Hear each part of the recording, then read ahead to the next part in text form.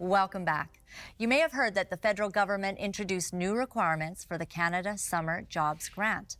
To receive the grant, employers have to adhere to certain values determined by the federal government. Religious organizations can apply for the grant, but if they don't agree with the government's position, they will not be eligible. The employer has to attest that the job and the organization respect the individual human rights in Canada, the values underlining the Charter, as well as other rights, which include reproductive rights and the right to be free from discrimination on the basis of sex, religion, race, national or ethnic origin, color, mental or physical disability, sexual orientation, and gender identity. And so in order to work our way through this, Julia Beazley with the Evangelical Fellowship of Canada, Director of Public Policy, is here to help us to see our way through this. So that is a lot of rights. And of course, Canada is a place where we want to respect rights. But what do you see as being the problem with this Canada Summer Jobs Grant issue? So there are a lot of problems with this attestation. I think our overarching concern is that the government is asking us to make an attestation of respect for certain rights and values as defined by the government. So this amounts to a values test or an ideological screening of sorts. Right. And this is inappropriate for a government to do in a free and democratic society, to require citizens to be subject to this kind of values test in order to obtain public benefit.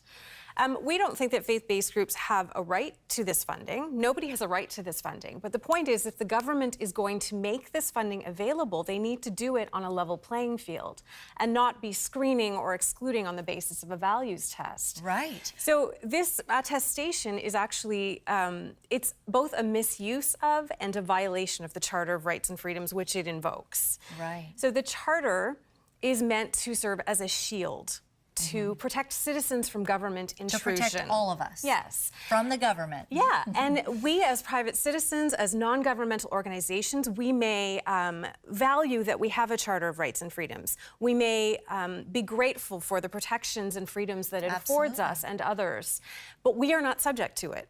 The government is. So to ask us to respect the Charter is a misuse. It is also a violation of the Charter because it guarantees fundamental freedoms of religion, of conscience, thought, belief, opinion, and expression.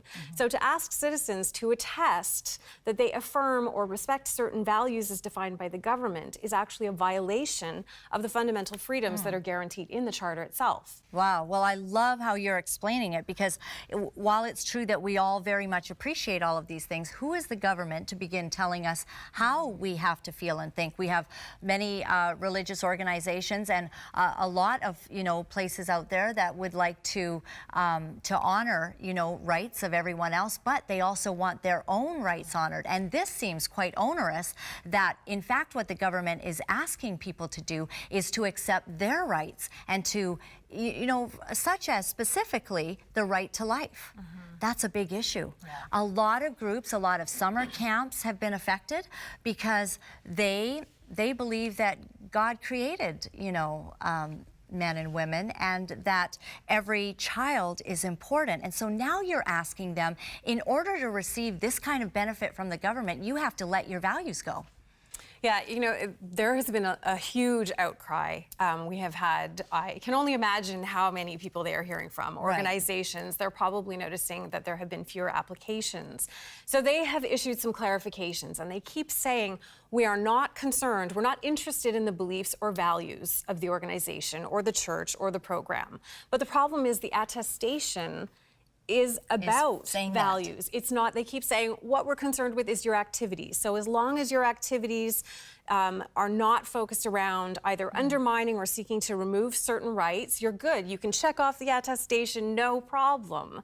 But the attestation is not about activity. Right. It's about values. It's about rights. And they haven't quite understood that it's not really up for them to say what people can and cannot agree to or affirm in good conscience. I am interested that you have been working for EFC for a very long time. Are you seeing an erosion of freedoms in Canada? I think what we're seeing is a sort of a growing suspicion of compartmentalization, marginalization of religion generally. Right. And that is coming across in a bunch of different ways. What's been really fun is all the difficulty of this situation is that it's not just the faith groups who have a real problem with this. We have had, I have read critique after critique after critique from national columnists and editorial boards across the country who don't share our views, Right.